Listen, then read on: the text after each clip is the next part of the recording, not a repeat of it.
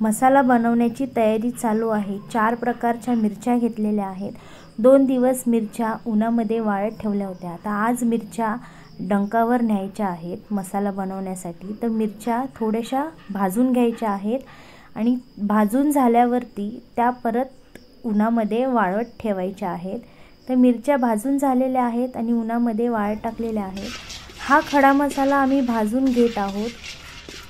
6 kilo मिरच्यांना अंदाजाप्रमाणे आम्ही गरम मसाला घेतलेला आहे। भरपूर गरम मसाले आहेत, जिरा आहे, धणे आहेत, काळी मिरी आहे, लवंग आहे, तेजपत्ता आहे। हे सर्व आम्ही अंदाजाप्रमाणे घेतलेले आहे आणि सर्व खडा मसाले भाजून घेतलेले आहेत। अर्धा किलो खोबरं आहे, खोबरं सुद्धा आम्ही तेलामध्ये भाजून घेत आहोत। तर 6 किलो मिरच्यांना 4 किलो कांदे घातलेले आहेत। कांदा सुद्धा ब्राऊन होईपर्यंत भाजायचा आहे। कांदा आणि खोबरं भाजून झाल्यावरती मसाला कुटण्यासाठी आम्ही डंकावरती गेलो।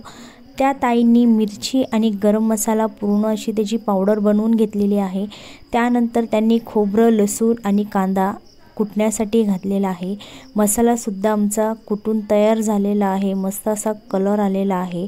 मसाला घरी घेऊन आल्यावरती मोठ्या पातेल्यामध्ये काढून घेतलेला आहे थंड करून घेण्यासाठी। त्यानंतर त्याला झाकून ठेवायचा आहे। कसा वाटला तुम्हाला आमचा घाटी मसाला प्लीज कमेंट बॉक्समध्ये सांगायला विसरू नका आणि आवडला असेल तर प्लीज लाईक करा, शेअर करा, सबस्क्राईब करा।